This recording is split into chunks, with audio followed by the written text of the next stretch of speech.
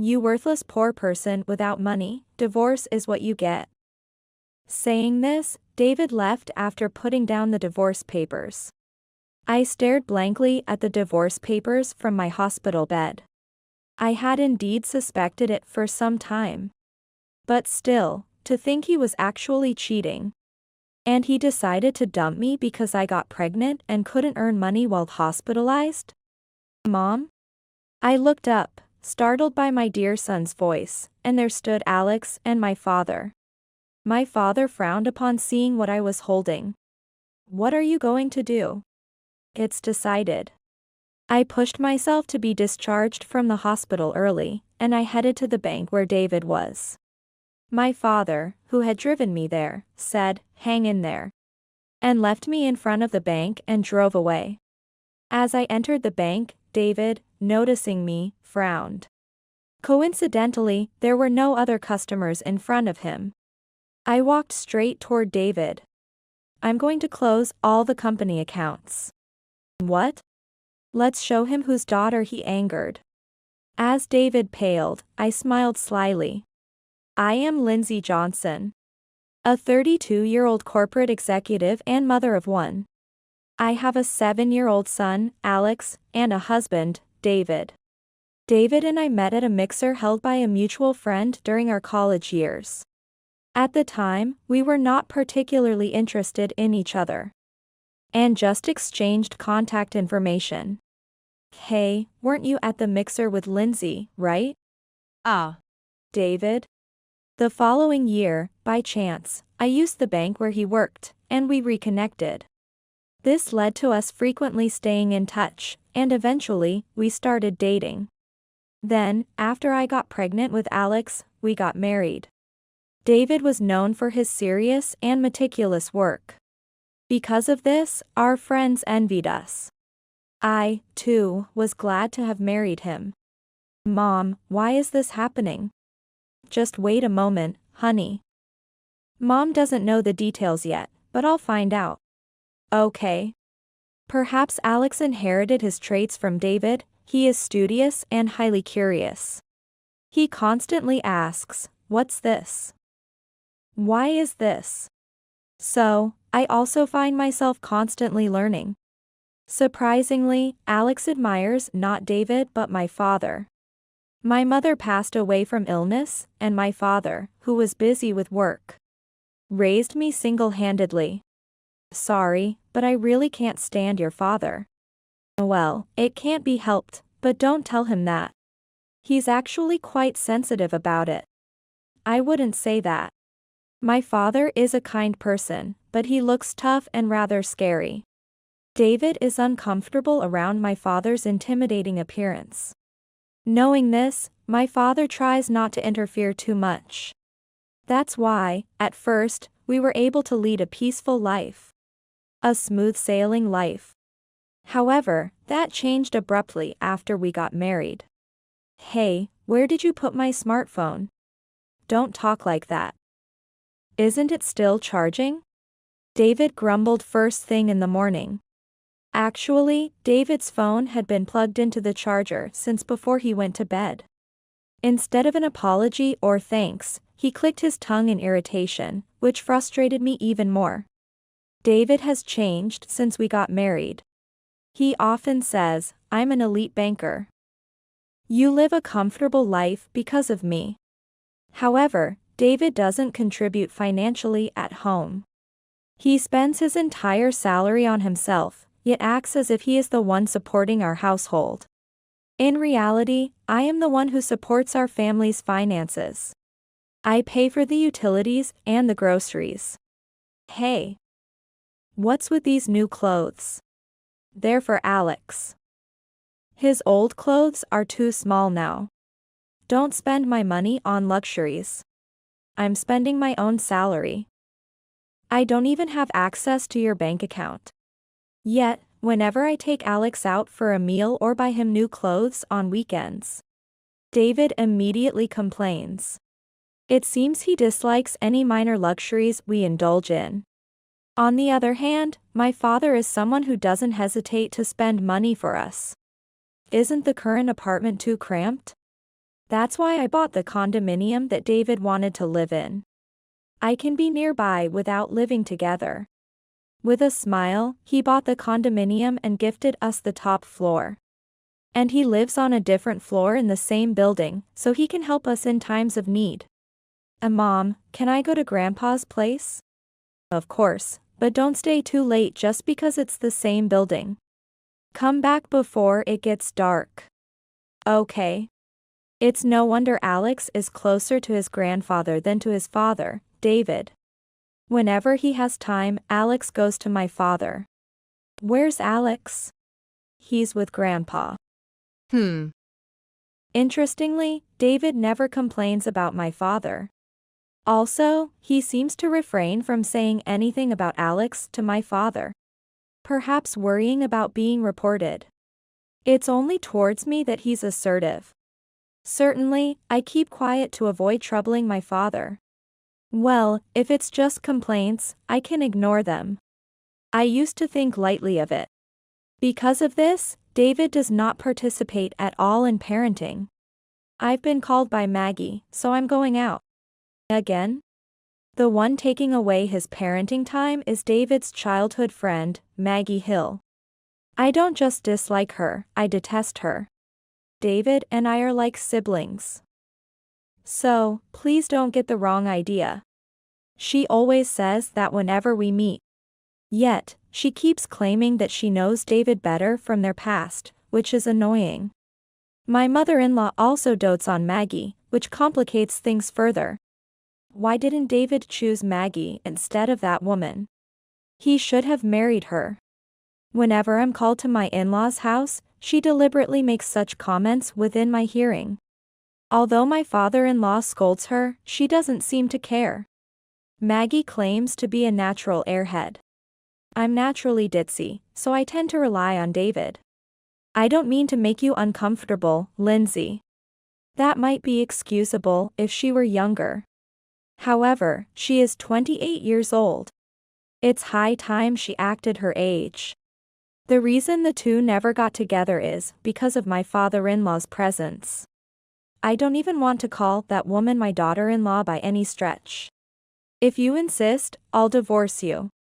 Maggie is hardly a good person. She flirts a lot and lives an unemployed life, asking David to buy whatever she wants. My father-in-law detested Maggie and strongly opposed their relationship. I couldn't understand why my mother-in-law adored Maggie so much. I'm sorry about my wife. You don't need to apologize for this. David too. He doesn't defend his wife when she is insulted, instead. He's friendly with such a woman. True to my father-in-law's words, David never defends me from what my mother-in-law says. Sometimes, he even laughs about it. Grandma, why would you say that? If Mom hadn't met Dad, I wouldn't have been born. Am I an unwanted child to you? No, that's not true at all. Alex always stands up for me. He may not understand how children are made, but he knows that it requires both parents. Since my mother-in-law adores her brilliant grandson, she refrains from making such comments in front of Alex. It seems David and my mother-in-law are alike, making me realize how parents and children often resemble each other. I have plans to drink with Maggie tonight, so I'll be home late. Oh, really? Gradually, I began to wonder if we really needed David at all, and I decided to prepare for a divorce. Alex seemed to sense something was up. If there's anything I can help with, just let me know. He said this, showing his concern for me. Just then, I was summoned by my mother-in-law. I really didn't want to go, but she kept calling non-stop, to the point it would affect my work if I didn't. My husband isn't here right now and there's no one to carry heavy stuff. So, could you buy some rice? It turned out my father-in-law was on a business trip. I thought to myself that she could just order it online, but saying that would only lead to more noise. After work, I was exhausted from carrying heavy items. While I was distracted and heading to the apartment, my body was thrown by a car. Apparently, a car that ran a red light hit me. The car that hit you fled the scene, and we are currently investigating. I was informed of this while lying in the hospital bed.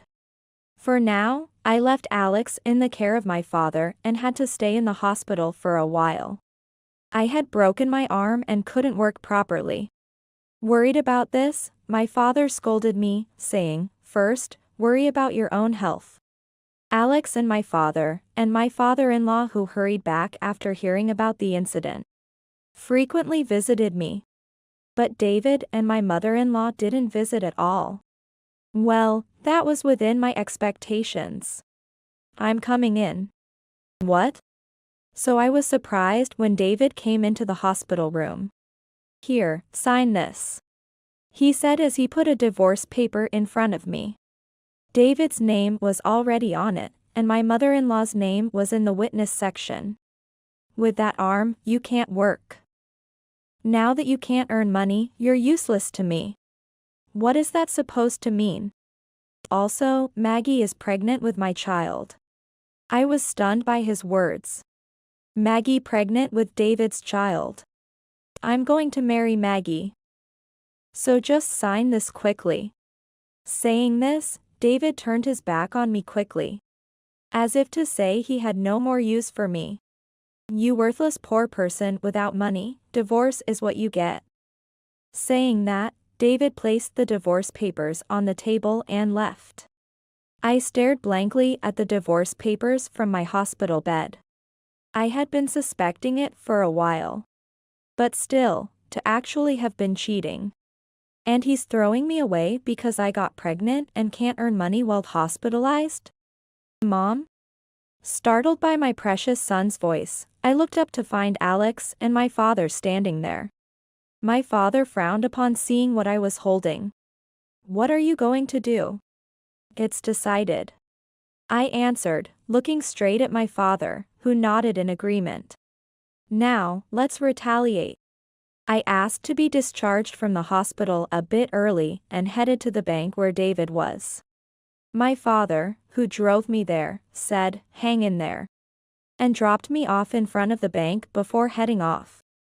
As I entered the bank, David noticed me and frowned. By chance, there were no other customers in front of him. I approached him directly. "I'm going to cancel all the company accounts." "What?" David's expression read as if he was saying, "What are you talking about?" I hadn't even taken a number and just walked up to the counter, which seemed to annoy some of the people there. "Oh, my apologies. Perhaps you don't recognize the company name." "What are you?" "I am Lindsay Thompson, recently appointed president of Thompson Corporation, originally founded by my father." "What?" "Thompson Corporation is an IT company that my father started, now employing 1,900 people.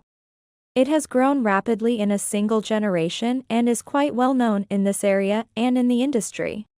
So, David was visibly shocked. "That's a lie, right? You're just trying to get back at me. Why don't you check if you think so?" David immediately started checking something on his phone. My maiden name, Thompson, may be common. That's why my father named the company after our surname. While David was busy checking, I looked around. Having mentioned the company name, the surroundings started to take notice of our situation. "Ah. No way, is it true?" It seemed he had confirmed it. David cautiously looked up at me. "Are you really from that Thompson Corporation? Let's show him whose daughter he angered." Unlike David, who turned pale, I smirked. "So, please proceed with the cancellation quickly." "Wait, you can't just suddenly. If you cancel this many accounts at once. By the way, my father is quite angry about this whole situation. Pack up your things and move out of the apartment." "What? Why do I have to move out?"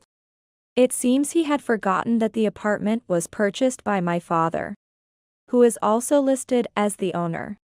Well, otherwise he wouldn't have brought Maggie in while I was hospitalized and still be living there. Forgotten? That apartment was purchased by my father, the former president. You haven't contributed a single penny, let alone, you haven't even been paying for living expenses. Have you?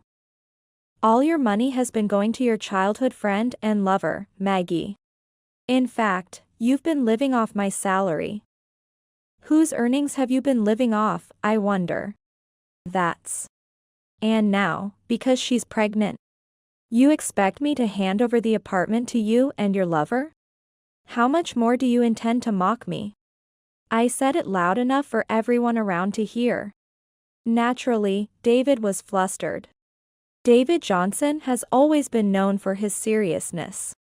Yet, at home, he doesn't contribute financially and cheats with his childhood friend. The looks from those around us turn cold. Is what you said true? What? The person addressing me was the branch manager of this bank.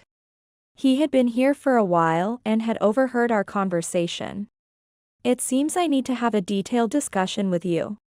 I'm very sorry for the behavior of our bank employee. Then, the branch manager apologized. I was led to a back room where the discussion continued among the three of us. David, the branch manager, and myself. There, I explained everything in detail to the branch manager. I deeply apologize for the inconvenience caused. The branch manager sighed deeply and apologized again. Then, he grabbed David's head and forced him to apologize. I understand how you must feel, madam.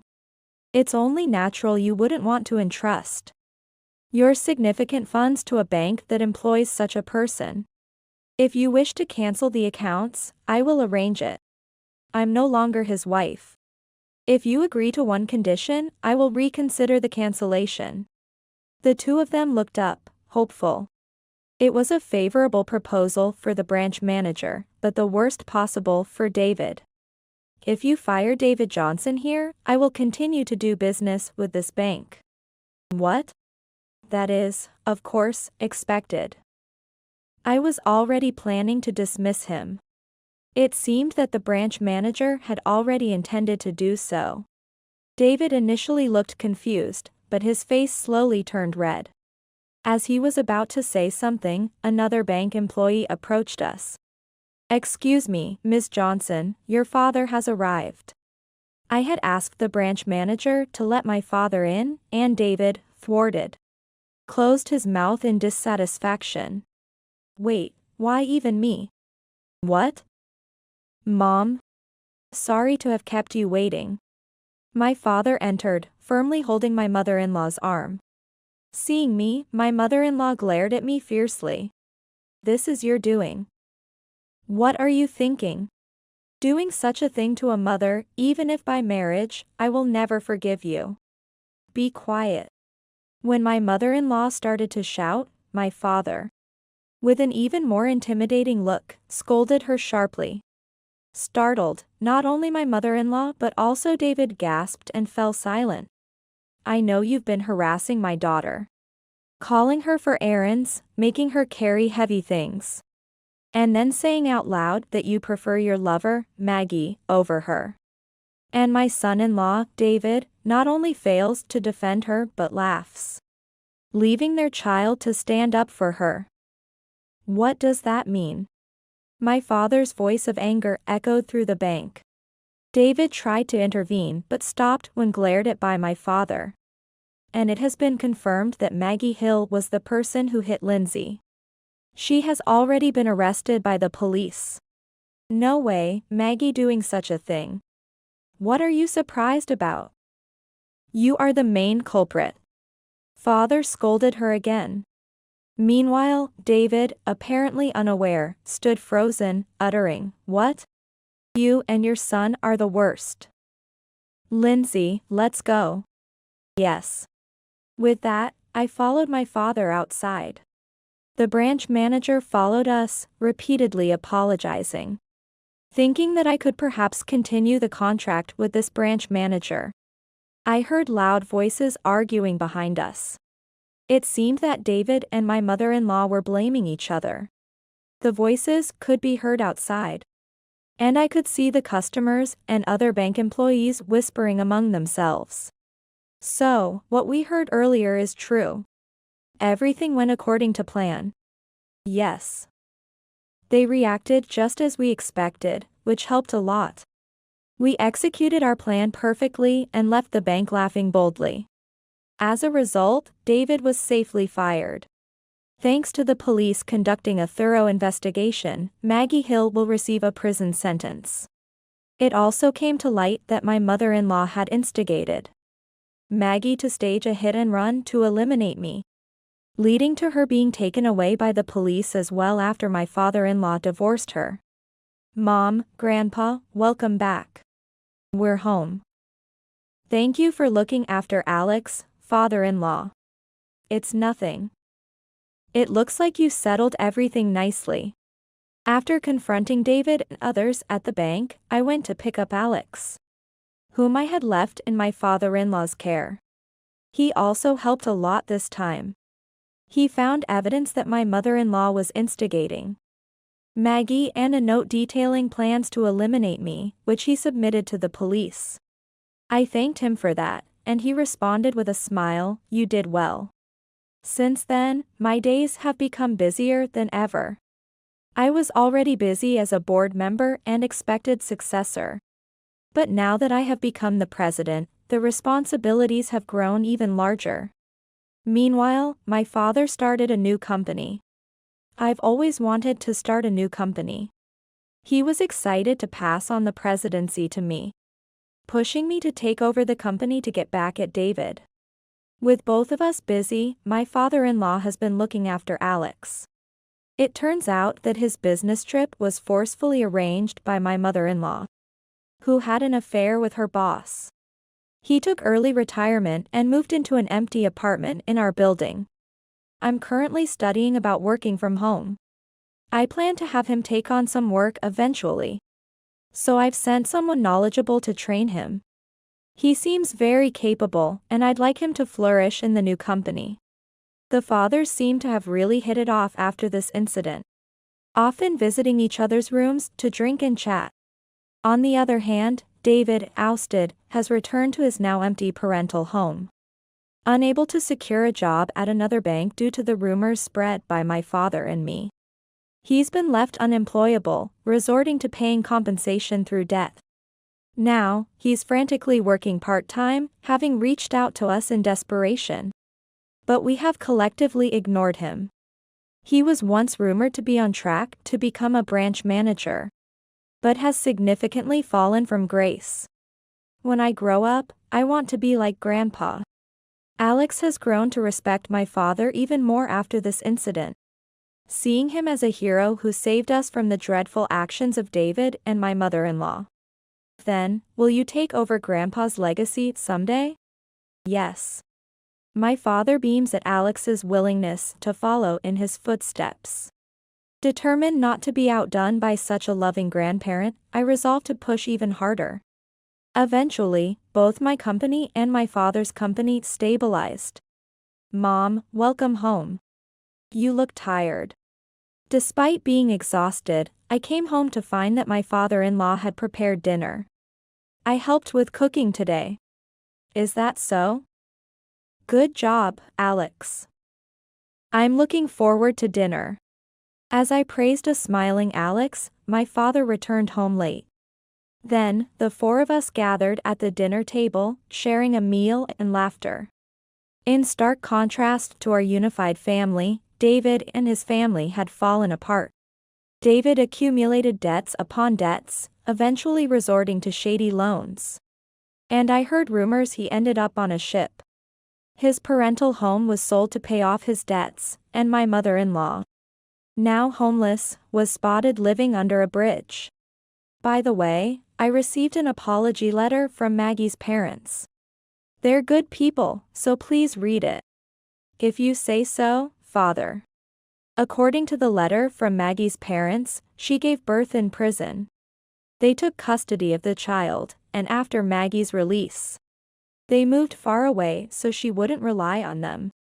The letter also contained a deep apology to me. Maggie's parents seem like very good people. I sincerely hope the child grows up to be like them, not their parents. However, with no place to return, Maggie must now confront her sins alone in solitude. Years later, we live untroubled by David's existence, having grown considerably. Did we even have a father, seems to be the prevailing attitude? Though faintly remembered. He is regarded as irrelevant and has effectively been erased from our lives. Much like we have forgotten about them completely. I'll definitely take over Grandpa's company. If that's what you've decided, I won't object. Alex chose to succeed my father's company, a toy company. Starting as a regular employee, Alex quickly became invaluable due to his stream of ideas. At this rate, it might be soon enough to hand over the company to Alex.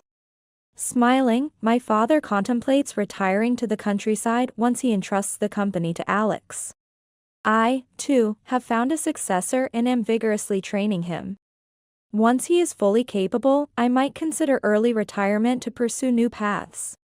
With these thoughts, I continue to dedicate myself to my role as CEO.